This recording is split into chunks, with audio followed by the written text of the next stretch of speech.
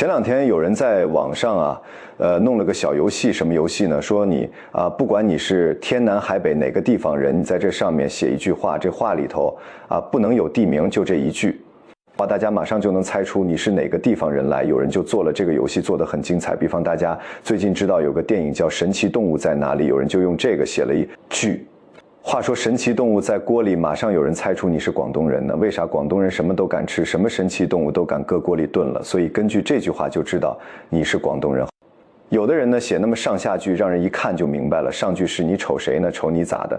大伙儿一听知道这是东北人，他为啥呢？你东北人比较直爽，咱但凡能动手啊，不动嘴两句话，接下来可能就是一场友好的体育竞技比赛。所有人说这东北人的个性通过这两句话跃然纸上，很明显。那么说古往今来的这些人对东北人好像似乎都有个共识，比方说这个豪爽啊、大方啊、幽默啊、仗义啊，当然也有人说假仗义，说大话使小钱都有。那么东北人给人的印象一直是这样嘛？是不？以前的东北人也是这个印象。2016年12月14日，又一支神曲以霸街模式席卷各大音乐排行榜，由贾乃亮、宋小宝、于洋组成的新东北天团 BB Boys 演唱的，全世界都在说东北话。你瞅啥吆喝啥，瞅你咋地，想干哈不想干哈。你瞅啥笑归笑，闹归闹。东北变化看得到，山是山河是河，不变的还是东北科。全世界都凭借魔性喜感的地道东北话征服无数网友，但在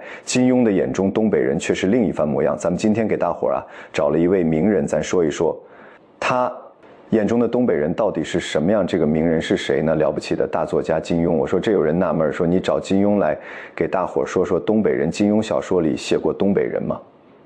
金庸小说里的东北人相当多，咱先得说说咱为什么找金庸来说。首先，一个金庸先生啊，对历史研究非常透，可以说金庸先生从开始写小说那时候，他就是半个历史学家，而且他的小说有个特点，你搞不清楚这历史当中的真假，在他笔下的虚实是什么。为啥他一般写一部小说都搁一个宏大的历史？咱看那个郭靖《射雕英雄传》，它是呢北宋向南宋过渡的那个阶段发生的事儿。到这个神雕大侠杨过那时候呢，就已经开始这个蒙古军队侵犯南宋。在这个背景之下呢，他写了很多比较实的人物，你比方像托雷啊，像胡佩烈，这历史上都实有其人。所以他把历史呢跟小说揉到一块儿，把真假难辨。这个是后金庸首先得对历史研究的很透，那么金庸对中国整个的历史都有细致的研究。再一个，金庸先生呢，跟我是同行，原来是做新闻评论的香港明报的总编辑，他大量的笔触呢写新闻评论。你注意，搞新闻评论的人呢，他必须得做到世事洞明，人情练达。如果世事洞明他做不到，他不可能能知道这么些新闻大事。如果人情练达他做不到，他不可能够尖锐的评论这件事情。所以金庸先生懂历史又懂人情，所以找他来说说东北人。从他书里看出他对东北人什么印象，这是个比较靠谱的事儿。那么说金庸笔下典型的东北人都有谁呢？我今天给大伙儿先说两个，一个是歪牙，阿芙达天龙八部里头有萧峰到东北去找人参救阿紫，那不就是女真族的歪阿骨达方子枭雄？我女真族没什么宝物，不过长白山的千年人参倒存了不少，我想应该足够救这位小姑娘的。历史上完颜阿骨打是大金国的开国君主，这歪阿骨打怎么是东北人呢？咱现在一说东北人，你看我是东北人，可是我的民族是汉族，为什么呢？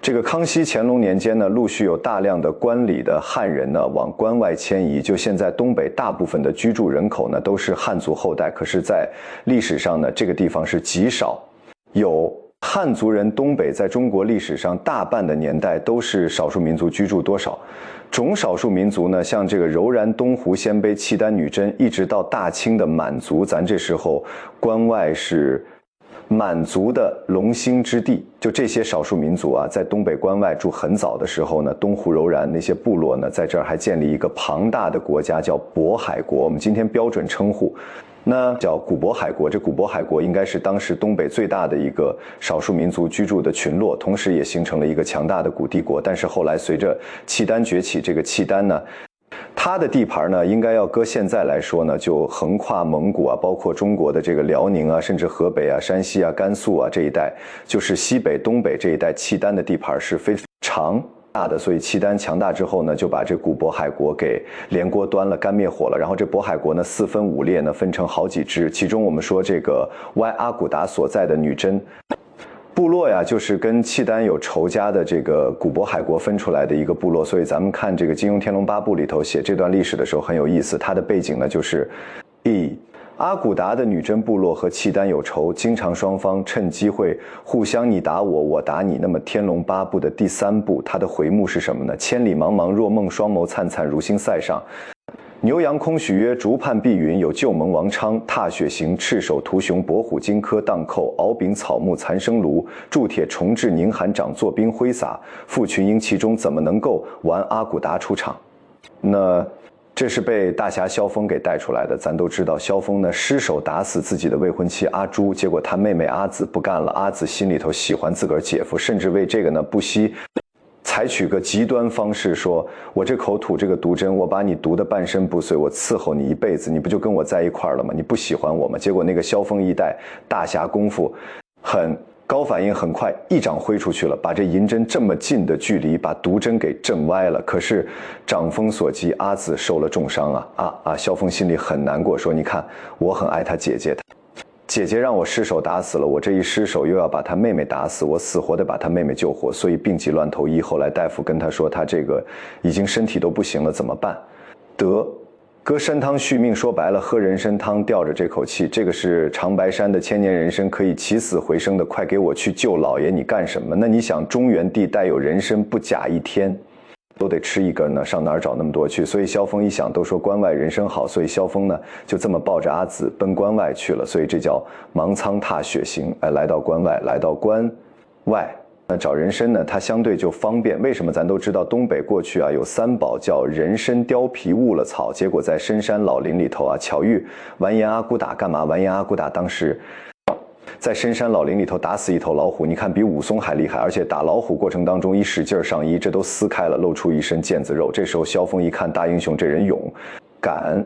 而且确实孔武有力，是条好汉子。回过头呢，说又出来一头大狗熊来，这萧峰赤手空拳把这头熊收拾了，歪瓜裂枣。一看你比我厉害，为什么呢？东北有句话叫一猪二熊三老虎，说这野猪啊要单个一个最危险，第二是这个黑熊，第3才老虎。所以乔峰赤手空拳的把一头熊给弄死了。阿骨达那边拿着兵刃弄死一头老虎一比，你的厉害，我的不行。俩人呢打招呼一问，你叫什么？萧峰说了，萧峰契丹，咱都知道，契丹人是女真人的世仇，打渤海国的时候双方结仇。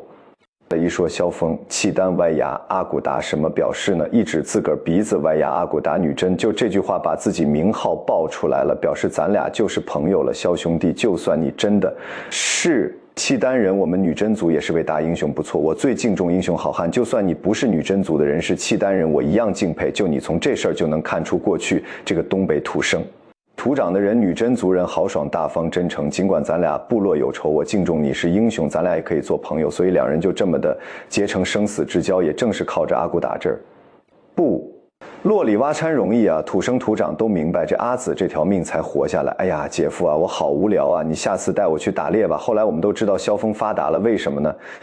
意外的呢，把这个当时的这个耶律洪基大辽国的皇帝给抓起来，又给放回去了。兄台请便，这大辽国皇帝就认他当兄弟了。我们结为兄弟，意下如何？后来一看还是同族，把他接回之后呢，封萧峰为南院大王，属下参见萧大王，说那南京是哪样的？不是现在的这个江苏南京，因为当时我说这契丹的复原面积非常大啊，东北西北都是它地方，包括河北的一部分。这个南院大王是哪儿的？他所在的南京啊，离现在的北京不远。咱都知道说是幽燕16州，就这个地方燕山脚下的地方，所以当时后来封萧峰为南院大王。但是呢，这耶律洪基想让萧峰打南宋，萧峰不甘赐封平南大元帅，统帅3军。为什么？他虽然是契丹人，但打小是汉人养大，他的丐帮帮主嘛，他不愿意干有损南宋的事儿，所以这耶律洪基呢就把他给抓起来了，软禁起来了。后来萧峰跑的时候，阿紫来救他了，人单势孤，结果完颜阿骨打带着女真部落的比较彪悍的这些武士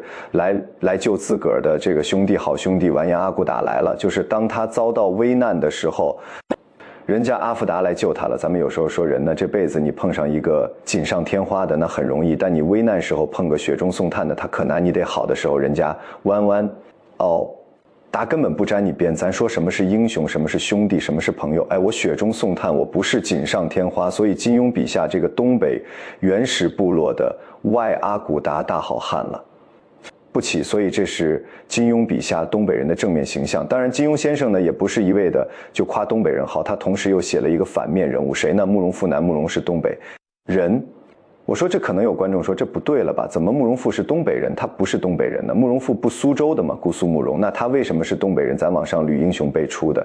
《天龙八部》其实是一场东北大戏，憨厚义气的正统东北汉子，完颜阿骨打诡谲腹黑的伪君子慕容复，他们居然都是东北人。在金庸的笔下，他们将演绎怎样的人生？慕容复一辈子最大的愿望是什么？叫光复大燕，就是燕子的燕标准得念燕光复大燕。这个大燕是从哪儿来的呢？是鲜卑族。鲜卑族最早是哪儿？就是东北这块。所以说慕容复老祖宗是什么呢？是东北人。怎么来到中原的呢？咱都知道，历史上有段三国归晋，这段掌故司马昭之心路人皆知。他不当皇帝，他让自己儿子司马炎废了曹魏的皇帝，立西晋。结果司马炎的儿子呢，到他儿子这辈就不着调，他儿子叫司马衷，历史上叫晋惠帝。这人混蛋到什么程度呢？天天在宫里吃喝玩乐，外头民间疾苦什么他都不知道。说外头闹饥荒，老百姓没粮食吃，他在这儿正吃着鸡蛋羹啊，吃着肉酱呢。老百姓没粮食吃，真笨。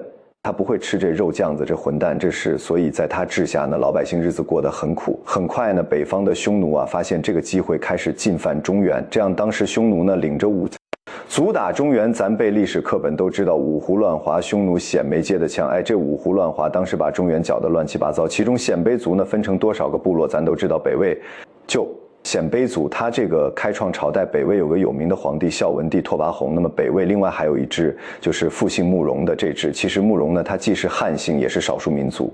姓慕容复，他老祖宗呢叫慕容晃，当时在东北一带呢建立大燕国，然后又往南打一点点，把河北北边这地方占了。所以当时河北北边的地方是什么？就北京一带啊。那时候归大燕过去，咱们刚才说这个萧峰是南院大王，就把守北京一带，相当于现在北京市市长。说白了，慕容复你都说跟萧峰天生对抗他，如果要光复大燕，也得占这地方，也得跟萧峰争夺北京市市长这位置啊。所以说慕容复呢，你往上倒几辈，他是东北人。那么为什么很多人不待见慕容复？那你看这个完颜阿骨打在东北待着，对汉人有所了解，也对汉族的文化知道一些，但是他可没有被汉化。但是慕容复不一样，出生就在江南地界慕容。博生他实在南方，在苏州，他打小呢汉人这些文化他知道很多，可是并没培养出他积极向上的正能量，反而学了很多呀，投机取巧啊，见风使舵呀，背信弃义这些东西。为什么这么说？你看慕容复干这些事儿，他本来他家里头武学渊源就很强，他完全可以凭自己勤学苦练呐更上一层楼，但是他琢磨兴复大燕的一些办法都是投机取巧，小心啊，表妹啊。咱们知道中间有一段，聪辩先生苏星河在天龙第二股摆真龙棋局，谁能把这个围棋棋局破了呀，谁就可以进里边见他师傅逍遥子。逍遥子呢就把60年的功力都给他。咱知道后来虚竹得了60年功力，成了一代高手。小师傅真能破解先师的棋局，哎，是天赐英才，可喜可贺呀。说孟获到那儿去破真龙棋局，目的是什么呢？说要能得逍遥子一甲子功力，我成当世绝顶高手，那我就厉害了。他琢磨投机取巧，怕幸运会转眼远逝，为贪嗔喜恶怒着迷则逆。我太贪怪，大地众生太美丽回旧日，太直信约神为悲欢哀怨度。而且你看莫如复干这些事，基本都是不琢磨走正道，怎么抄近道怎么来。你像这里他干过几个很典型的事儿，你比方说这个西夏国呀，招驸马，今日是敝国，汶川公主招亲之期，承蒙各国贵宾远道而来，不胜荣幸。谁？西夏国公主。就那孟公被这个天山童姥给抓到冰窖里头了，完了跟虚竹俩人好的跟一个人似的，后来这他俩散了呢，这公主找不着虚竹了，所以呢就开始招待天下的武学人士。我招驸马问的题都不着调，你一辈子最幸福的地方在哪儿啊？那谁能知道啊？只有虚竹打算在冰窖里救你了，把他找着了。最快乐的地方是在一个黑暗的病窖里，公主有请虚竹先生到内堂一见。所以他这一招驸马呢，很多人都来慕容复说，你看我兴复大业，我手头没兵马西夏，国兵强马壮，我要是他驸马，我把他的兵都弄出来，我兴复，我大燕回头再把西夏灭了，这多好。压根儿就没安好心。所以他到这儿来干嘛呢？就想直接捡这便宜。包括后来他背信弃义，拜这个四大恶人之首恶贯满盈段延庆当干爹，也是为这个义父在上，请受孩儿一拜，就说你是大理国的延庆太子。当年由于大理国闹内乱，你没当上这皇帝，让这个段正明、段正淳，就是段誉的父亲和伯父，让他俩当上皇帝了。你说你多冤我呢？帮你复兴，我让你当上大理国皇帝，但是呢，我得算你一人干殿下啊！这大理国的这军权你得给我，我用你大理国的兵呢，我兴复大燕，我们父子同心完成大业。他为这个喜拜四大恶人之首的段延庆为干爹，后来为了胁迫段正淳，你赶紧下台，你把皇位让给我干爹段正淳，你听着，我现在命令你1个月之内登基为帝义。个月之后把王位禅让给延庆太子，说段正淳是个不爱江山爱美人的，那好办呐。段正淳一辈子多风流啊，光女儿生了多少个，一个老婆给他生一个女儿。什么秦红棉呐，敲药插干宝宝啊，阮星竹啊，王夫人呐，刀白凤啊，这都是他的女人。好，你这不百一屋都给点了穴了，你不答应我就杀一个，你不答应我就杀一个镇南王。我再问你，你答不答应下一个？就是他，甚至他连他的亲姑姑，就是神仙姐姐王语嫣的母亲王夫人，也是段正淳情人，这是慕容复的亲姑。姑慕容复跟王语嫣是什么姑表亲表哥表妹嘛？连自个亲姑他都能杀，你说这人已经丧心病狂到什么程度？就他为了投机取巧，为了达到目的，他不择手段，所以这个人在精神状态上已经进入了一种非常强烈的妄想症，而且这些东西功利心把他自己所有的仁义道德全扔没了。其实慕容复打小熟读诗书，你说他不用说跟这个萧峰这些人比，跟歪阿国打比，就跟段誉比，慕容复都算有学问的，饱读汉人的诗书。可是汉人这些礼义教化的观念他没听进去，为啥功利心？就为了兴复大燕，成为天下的君主。所以慕容复后来呢，不是说受挫折失败了，自己得精神病了，他是想瞎了心了，这功利心太强烈了。得不到满足之后，人这个精神就分裂了。所以慕容复是什么？最后自个疯的参见皇上，万岁万岁万万岁，众卿加平身赐座。我们拜过堂弟的，要逼兄弟你们再等一下，皇上有话跟你们说。今天是我大燕开国之日，朕身为开国明君，人人皆有。梦想谢皇上同样的东北人，金庸笔下这2个天龙八部里的典型东北人都少数民族啊，一个完颜阿骨打，一个慕容复。万叶阿骨达呢，保持着少数民族那种血性和淳朴；慕容复呢，淳朴不用说，早都没了血性呢。你真是汉子，你比方说萧峰，他要干什么事儿？一己之力，我拼，我努力，我修行。慕容复是呢，我借别人投机取巧，弯骷髅盗洞，就说这种血性在他身上也没了。所以你说同样都是东北传承下来的基因，人和人差距就这么大。那么这个事情呢，从客观上也说明个问题，就是我们呢，经常你看在网上有那地域歧视一说，是哪的人他是哪的人，互相攻击。就我们总有一些地域歧视的人呢，一说你是哪的人，哎呀你是那的人呢，那你这人不怎么地。还有的人说什么他家是什么地方，那地方人没好人怎么着，就因为一个人不好，对这人印象不好，他否定这一个地区，或者因为对这个地区有恶劣的印象，他否定这个地区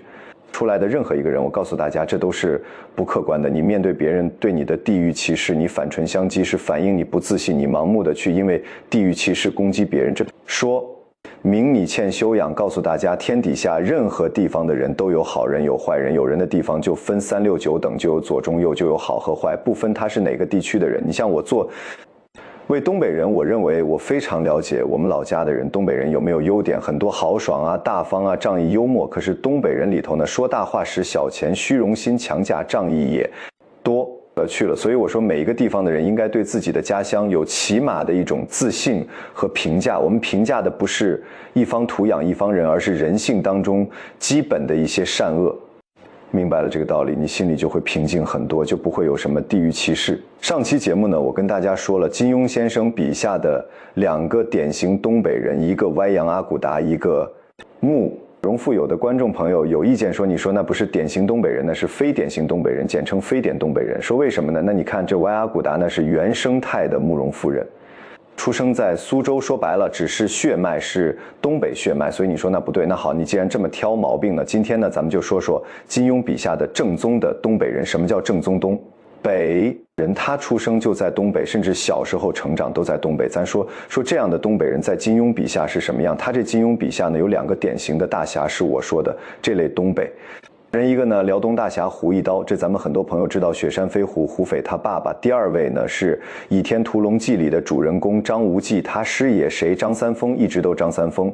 是哪的人呢？辽东益州人，什么地方呢？就现在辽宁省抚顺市一带。那么这两位大侠呢，有一个共同点，就都是行动力非常强，但是笨嘴拙舌，不会说话，为这个不善于表达嘴笨，造成了人生很多误会。这个胡一刀呢，是一生在爱情上很美满。今日辽东大侠甘拜群下，诚心诚意要你做我的好妻子。可是，那最后被人毒死了。刀神有毒大哥，顾兄大哥，剑秋虎大哥，你倒先走一步了。顾兄大哥，我们的菲儿就辛苦你了。张三丰呢，反过来了，活了100多岁，可是一辈子也没能跟所爱的人生活在一块儿，什么原因？就我说执行力很强，但是笨嘴拙舌。你看我们现在有很多人呢，这个干活很痛苦，但是讲话有时候讲不利索，不是说他口吃不是这毛病，而是指他要表达什么意思他很难在最短时间之内以最有效率的方式让你明白他什么意思。金庸笔下呢，笨嘴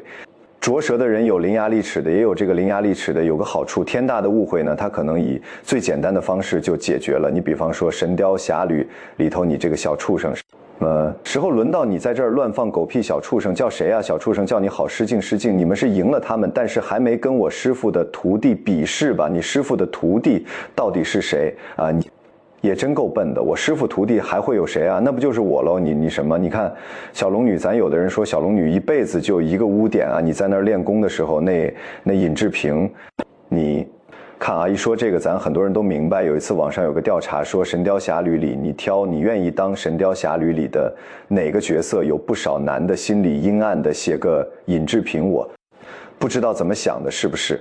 后来小龙女的知道这事儿不是杨过干的，伤心了，飘然远走。杨过追着小龙女，跟小龙女解释姑姑什么仕途名分，什么名节清归一概都是狗屁不通。总之我不管，从今天起你再不是我师父，也不是我姑姑，我要你做我杨过的妻子。很快俩人就冰释前嫌了。所以这个伶牙俐齿有个好处呢，他误会就少有误会呢，也比较容易解释清楚。可是今天咱们说这两位东北大侠，一个胡一刀，一个张三丰，这嘴就笨到什么程度呢？尤其胡一刀他家一笨好几倍，成家传的了还一倍。一个怎么回事呢？雪山飞狐和飞狐外传的故事是从李自成造反说起的。说李自成闯王身边有4大士，魏胡苗范田，姓胡姓苗姓范姓田，胡家先祖胡天是4大侍卫之首，武功最高。后来李自成的兵败，从北京跑出来，后头吴三桂带着清兵紧追不舍，这样李自成呢被困到湖北九宫山，眼看呢这清兵一天天的往上打，扛不住了。这4大侍卫在一块商量说，我们怎么保护好主子，保护好闯王。说这样吧，我和苗兄、范兄3人连夜杀下山，请来救兵胡某，就留于此，誓死保卫元帅爷周全等3位兄弟。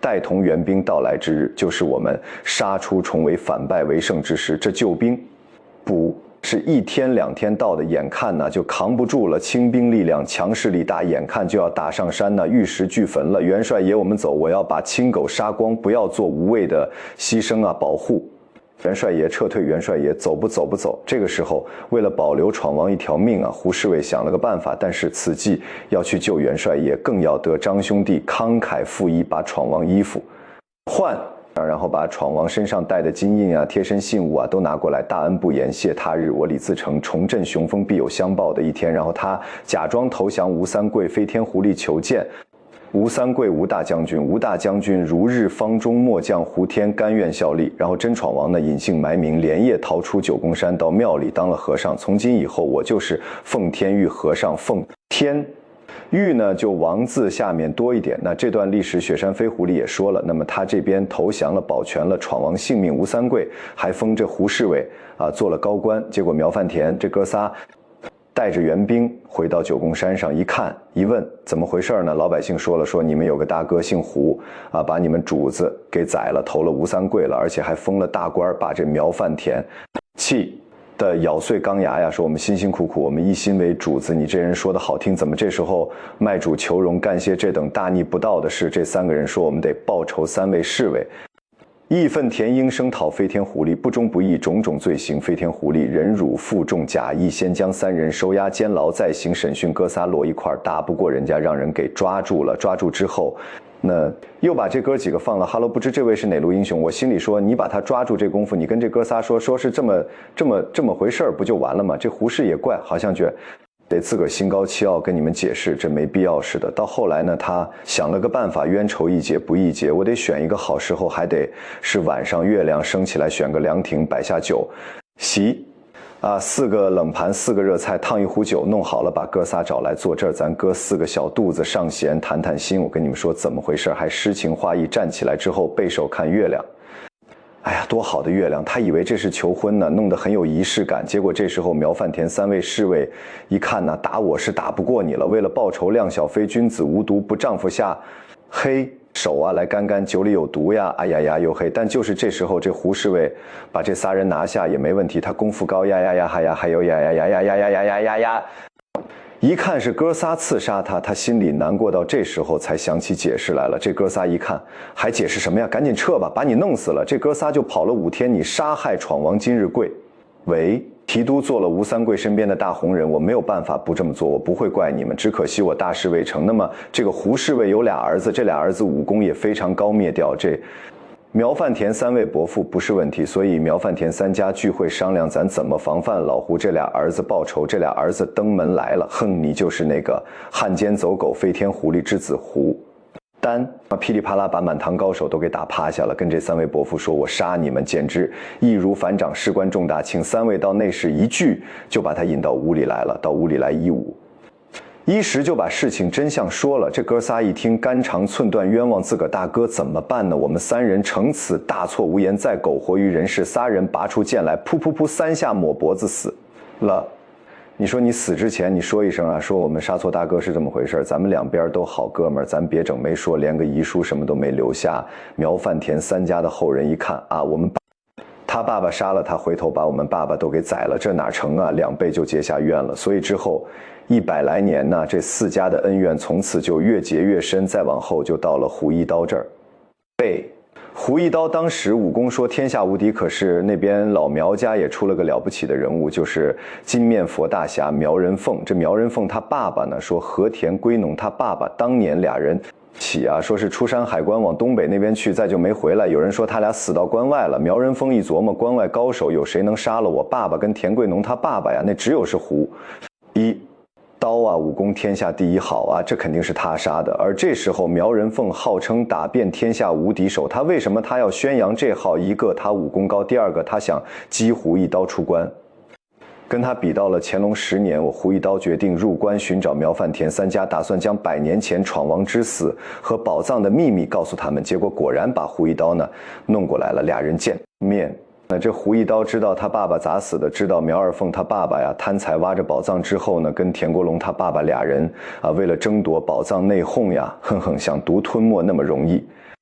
2个人都是天下无敌的水平，打着打着英雄惜英雄，互相之间就觉得哎呀，碰上这么人太难得了。俩人白天打完，晚上舍不得离开，可惜良夜苦短不知到什么时候再有机会可以和胡兄你秉烛夜谈人生，往往就是这样，有太多的遗憾。你说你有这么长时间，你说你家里事儿多好聊，人家事儿张家长李家短结，果俩人打越打越近乎，越打越近乎。要是宋雄老师看这个比赛，保证得说2个人是赛出了风格，赛出了水平，肯定得来这么一套。结果胡一刀后来打说总这么打也不那么回事啊，得把这个事情真相说出来，当年怎么回事，把这冤仇解开。你看你就直接说呗。他嘴笨，哎，我可以写信把事情的来龙去脉写在信上，然后再派人送给苗兄写信，你直接给苗二凤就完了。他托田归农给带这封信，咱都知道田归农可不是个好玩意。后来苗二凤戴绿帽，就拜田归农所赐，这田归农把这封信呢给藏起来了，换成另外一封信，变成挑战的了。而且后来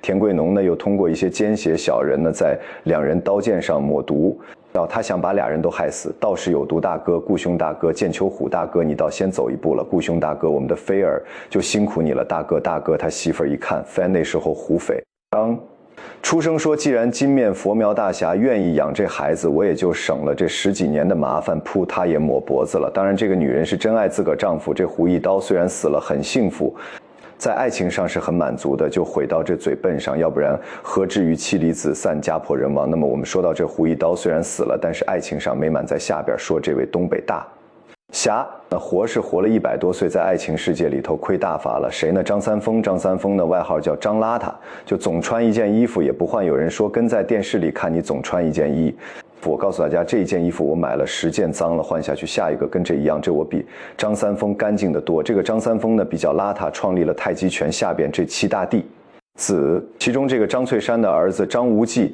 倚天屠龙记》的主人公说他怎么嘴笨耽误了爱情。咱们看《神雕侠侣》的结尾啊，这个潇湘子、尹克西2个邪派高手从少林寺偷出九阳真经，跑了少林寺里管这个经书的僧人呢，觉远和尚。觉远和尚不会武功，他不会武功，他怎么练的？九阳真经，九阳真经啊，是前辈高僧写在《楞伽经》里的一个修炼内功心法的秘诀。觉远和尚在少林寺职位比较低，就是个扫地和尚。他天天扫地呢，看了这经书，他以为就是佛经，结果念叨练功心法学会了，他也不觉得这是武功，因为少林寺这个级别的和尚是不允许练武的。他呢一看这经书被这2人盗走的追啊，他失职啊，带着自个下边的一个小童儿张君宝，这张君宝就是后来的赵匡胤，带着他到华山追萧湘子、尹克西。正好这时候呢，杨过呀、老顽童啊、郭靖、黄蓉啊，这是等于是3次华山论剑排5绝嘛，东邪西狂，南僧北侠中，顽童老顽童，5绝之中就以你居首了，哈哈哈！在这个时候，郭靖的小女儿郭襄认识了张君宝。那时候张君宝啊13、14岁，正是对爱情这事儿懵懵懂懂的时候。你那时候人肯定啥也不懂啊，他不像我们那时候，我们13岁的时候满课堂传纸条的都当时张君宝爸心里头对郭襄有好感，但郭襄的心思不在，他这郭襄喜欢自个儿的大哥哥杨过，所以叫一见杨过无终身嘛。大哥哥，我们什么时候才能再见啊？有缘的话，我们自会再见。就好像我和龙儿一样，后来2见张君宝的时候是在嵩山少林寺，当时呢，杨过呢他跟小龙女归隐江湖走了，这时候郭襄呢天涯海角的找这个自个大哥黄沙进体相思磨心。想杨过有一天呢，就想到嵩山少林寺呢有个无色禅师，当年襄阳的时候呢，无色禅师来给郭襄祝寿，送给郭襄对铁罗汉，这对铁罗汉呢一领机关，啪啪俩小人打少林寺的罗汉拳。哎，说无色禅师跟我大哥关系好，从他那儿没准能打听到的消息，就来到少室山，到少林寺，结果在山底下碰着昆仑3圣合足道。他到少林寺呢来想跟和尚较量较量，我说咱点到为止比武，结果少林寺上下没有能打过合足道的正正后觉远和尚挑着水回来了，然后张君宝也跟合足道交2下手，张君宝就用那对铁罗汉，那是当时郭襄后来转送给这个张君宝，他从这里学了2下罗汉拳，就跟合足道打了2下合足道，当时大惊失色，说连少林寺烧火挑水的小厮都有，这能耐我合足道真是井底之蛙，不识泰山北斗，我服了。他走可是走了少林寺里，和尚急了，你觉远有这样功夫，你带着小童儿都会罗汉拳，哪儿来的？雪山飞狐中辽东大侠胡一刀，本是一代豪杰，却因为误解被无辜陷害矣。天屠龙记的一代宗师张三丰，本是武当老祖名扬天下的武学奇才，却因为沉默痛失所爱，是什么原因？所以合祀之下就把他们师徒给赶出去了。出去之后呢，跟郭襄走到一块儿了。晚上的时候，觉远和尚圆寂之前，把九阳真经念了一遍。当年在场听到九阳真经的一个是少林无色禅师，一个是郭襄女侠，另一个就是张君宝。所以后来九阳真经啊分成3支武当派，得一块峨眉派，得一块少林寺，留一块。后来那个原本不是在昆仑山里头猴肚子里边嘛。你有伤大白猿，不可能自己会缝针的，难道有人把东西放在里面？张无忌得去了，他是成为几大圣人，就诏书上所载，运功行气，也许真的能够化解我的寒毒呢。那么九眼和尚死了，张金宝这时候10来岁，无依无靠，俩人就这么默默地往前走。你想张君宝有心事啊，脸上愁眉苦脸的，互相一看，小兄弟你跟着我也不是个事儿，来一探手呢，从这个手腕子上摘下个金丝镯子，说这个就等于我的信物，你拿这个呀到襄阳找我爸爸去，我爸我妈在那儿守城的这张晋宝接这镯子呢，想来想去不行，男子汉大丈夫啊，上跪天下跪地，当家还跪父母，凭什么我到老郭家寄人篱下屈居人后啊？我不行，我得自个儿闯出一番事儿。来，你有这想法，你得跟国强说呀，展示一下自己男子汉的气概。你这也不吱声不傻，把镯子领了，俩人分开了，才琢磨我要自强，我要干什么？这个人嘴笨。那不会表达，所以多年以后这些都想明白了。他基本也50、60岁了。郭襄那会儿干嘛呢？都圆寂了。郭襄40岁的时候遍寻天涯海角，20多年没找到杨过。在40岁头上大彻大悟，出家为尼，开创了峨眉派。再说灭绝师太呢，都是郭襄徒孙辈人，而且灭绝师太他的这个师傅叫什么？叫风铃师太。你一听这个名字就是郭襄的徒弟，你心里都心酸。他为什么叫风铃师太？《神雕侠侣》里有一章叫风铃渡口。郭襄第一次听说神雕侠杨过的名字，就是黄河这块没动，使走不了整条江面啊，都结了冰了。我看呢，没有2、3天呢，也别打算渡江了。听到西山一哭鬼议论江湖大事，说起有个神雕侠杨过，小郭襄悠然神往，跟着大头鬼不惜孤身犯险，我要见神雕侠小姑娘。如果你想见神雕大侠，就跟我来。好，我去。从此见到杨过之后，一缕相思记在杨过身上，一见杨过误终身。你们竟敢不守信用，害得我空等半天。原来你们在这胡闹。神雕大侠后来为纪念这段情事，给自己徒弟起名风铃师太，这是令人唏嘘叹惋的爱情故事。所以等到这个张三丰成一代宗师了，看到峨眉派留下的佛像遗物张老道啊，不禁的唏嘘叹惋，这段爱情就如过眼云烟一般错过了。所以我说金庸笔下这2位东北大侠都是执行力强，在嘴头闭。所以我说一个真正全面发展的人，不光是执行能力强，口头功夫也要了得。人生在世，跟人沟通是你走向社会的一个起码的本事。虽然说不是绝对的说好人啊出在嘴上，好马出在腿上吧，但是你要是伶牙俐齿，善于跟人沟通，往往做很多事情能收到事半功倍的效果。